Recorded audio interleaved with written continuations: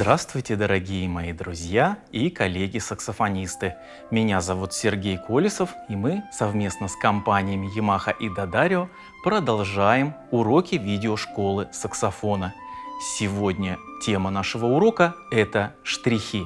По сравнению со струнными инструментами, у которых огромное обилие штрихов, у саксофона формально их не так много. Штрихи помогают нам менять характер музыкального произведения, придавая ему разные краски и делая музыку интереснее.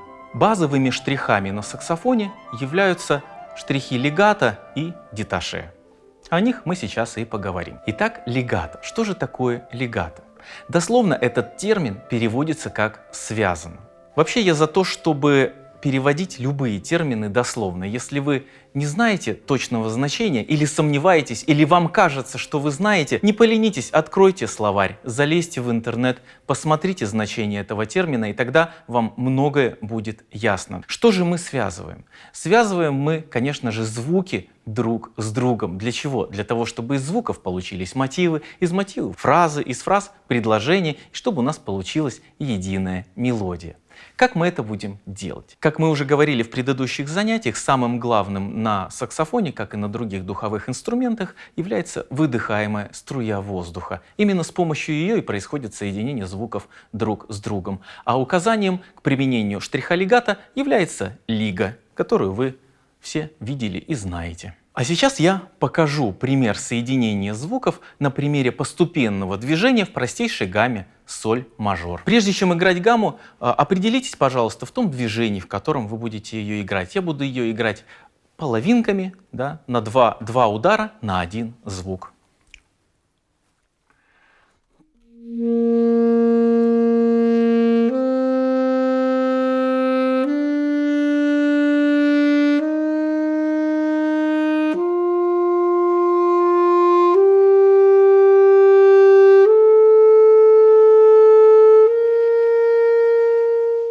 Когда мы поднимаем клапана, как я уже говорил, происходит преломление воздушной струи. Когда вы играете, например, звук соль, у вас звук звучит. Когда вы играете звук ля, он тоже звучит. А вот то, что происходит между, это самое главное. Самой основной ошибкой бывает то, что музыканты останавливают дыхание между звуками. Так вот, самый главный момент – это тогда, когда вы переходите с одного звука на другой. Ваше внимание отвлекается на пальцы, и вы забываете про основной процесс. Основной процесс – это выдыхаемая струя воздуха. Поэтому вспомните, пожалуйста, о выдыхаемой струе воздуха в момент перехода. Образуйте такой мостик от звука к звуку, и тогда этот переход пройдет плавно.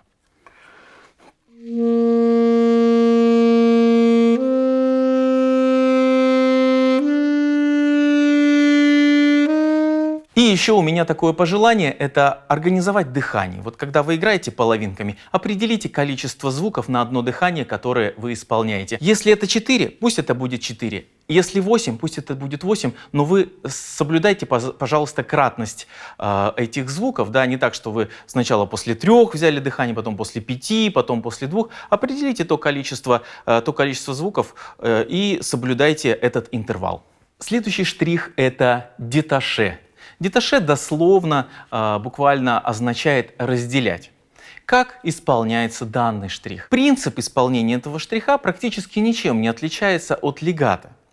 Я имею в виду принцип управления воздухом. Но к этому легато прибавляется просто язык. Разделение звуков осуществляется языком на слог тю. На самом деле слогов много, но вот пусть вначале будет вот этот слог тю. А дыханием вы управляете точно так же, как и на легато.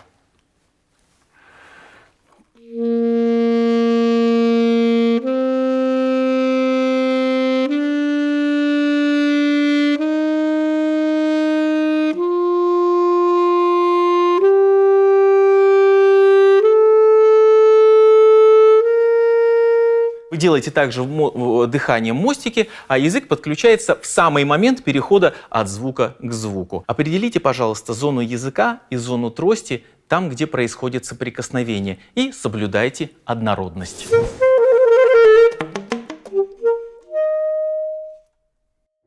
Какие ошибки встречаются при исполнении штриха деташе? Первая ошибка – это чрезмерное использование языка.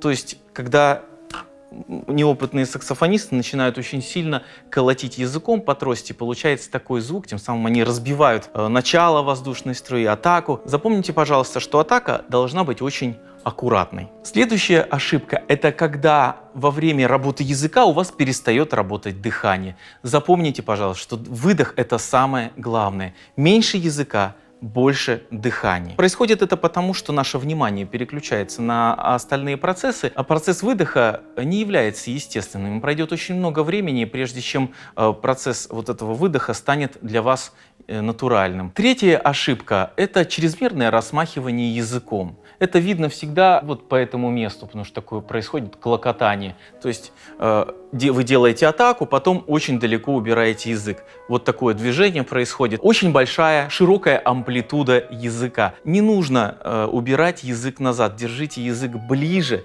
Пусть кончик языка касается нижних зубов и находится всегда наготове. Не размахивайте языком. Очень важно для техники и для скорости, потому что когда у вас будет вот такая широкая амплитуда, в быстрой музыке, быстрых техничных произведениях у вас не будет времени для того, чтобы вернуться назад, и вы будете иметь проблемы с техникой. И еще одна распространенная ошибка касается атаки, то есть самого начала звука. Многие саксофонисты делают движение вперед, думая, что сейчас у них начнется звук. То есть запомните, что звук появляется не тогда, когда язык движется вперед, а тогда, когда он делает вот такое движение назад.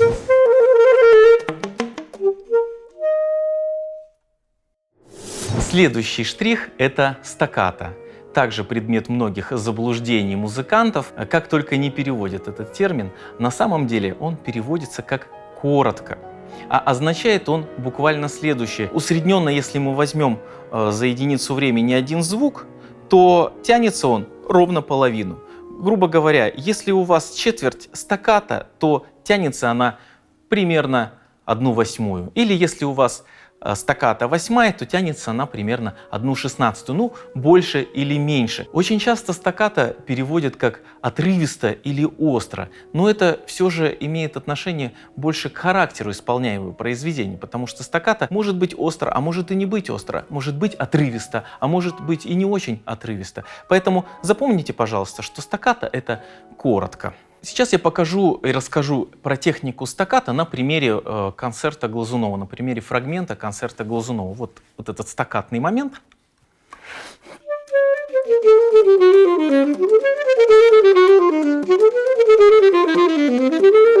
И вот очень часто саксофонисты это место играют очень коротко. Почему это происходит? То есть слишком коротко, там даже звуков не остается. Смотрите, если вы учите стаккатные места, которые в оригинале звучат очень быстро, играйте не стаккато, играйте деташе, играйте вот этот полный звук. То есть если у вас написано в быстром темпе 16-е стаккато, и вы работаете медленно, не играйте стаккато, играйте полный звук, продлите его всем дыханием.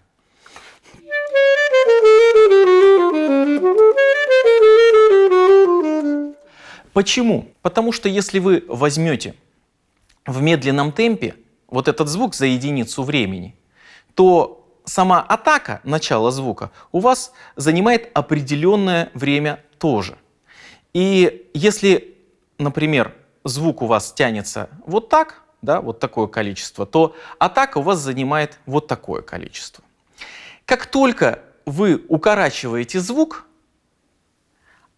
сам момент касания трости языка не уменьшается, он остается прежним, потому что само касание трости языка не меняется.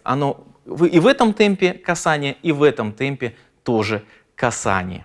И таким образом стаккато получается само собой. То есть деташе, сыгранное в быстром темпе, по сути является стаккато. Если мы укоротим звук до вот такого размера, вот до такого размера, и вот это у нас будет атака, то звук укорачивается в половину совершенно естественным образом. Если вы будете специально укорачивать звук в длинном темпе, то когда вы придете к быстрому темпу, от вашего звука не останется ничего. Поэтому очень часто я слышу та-та-ра-па-ка-та-ра-па-ка, никакого звука нет. То есть выдох не проходит, воздух не идет. Поэтому, работая над стаккатными быстрыми местами в медленном темпе, не играйте стаккато, играйте этот звук длиннее. Какие же бывают здесь ошибки? Да те же самые. Чрезмерное использование языка и недостаток выдоха. Запомните такое правило. Меньше языка, больше воздуха. И язык точнее. Следующая ошибка. Бывает такая проблема, и мне часто жалуются музыканты о том, у меня маленькая скорость языка, мне не получается играть быстро. На самом деле запомните, пожалуйста, что скорость языка от языка не очень-то и зависит. Она зависит от скорости выдыхаемой струи. Если у вас скорость выдыхаемой струи активная, то трость вибрирует сама собой. И если вы даже просто коснетесь ее языком, то язык сам отрикошетит.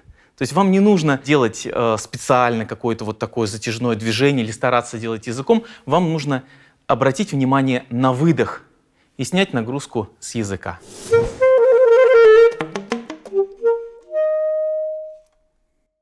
То, почему у вас не получается быстрая стаккато, можно понять на примере вот этих двух предметов. Вот мы берем один фужер Yamaha и второй фужер D'Addario. И мы делаем вот такое движение. И мы слышим, что есть звук. Вот еще разочек. Почему был звук? Потому что произошло соприкосновение бокалов в одной точке. И чем меньше будет площадь соприкосновения этих бокалов, тем звук будет звонче. Вот сейчас еще меньше соприкоснулся. То же самое происходит и с дыханием. Когда вы стараетесь играть вот так вот, стараетесь играть языком, и язык у вас липнет на трости, тогда скорости языка у вас не будет. А когда вы на активном выдохе играете стаккато, то у вас появляется резонанс. И последний штрих на сегодня – это акцент или маркато. Что такое акцент или маркато? Это выделение звука. Чтобы понять принцип исполнения этого штриха, достаточно посмотреть на то, как он пишется. Если вы увидите, то он пишется как быстрое диминуэндо. Играется технически он вот следующим образом.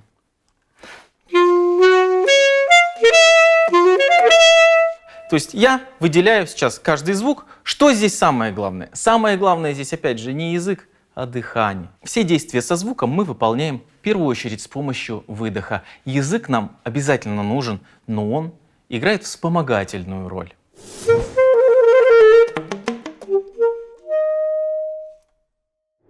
Итак, мы разобрали наиболее распространенные штрихи на саксофоне. На этом наш урок окончен. Я вам желаю всегда хороших тростей и успешных занятий.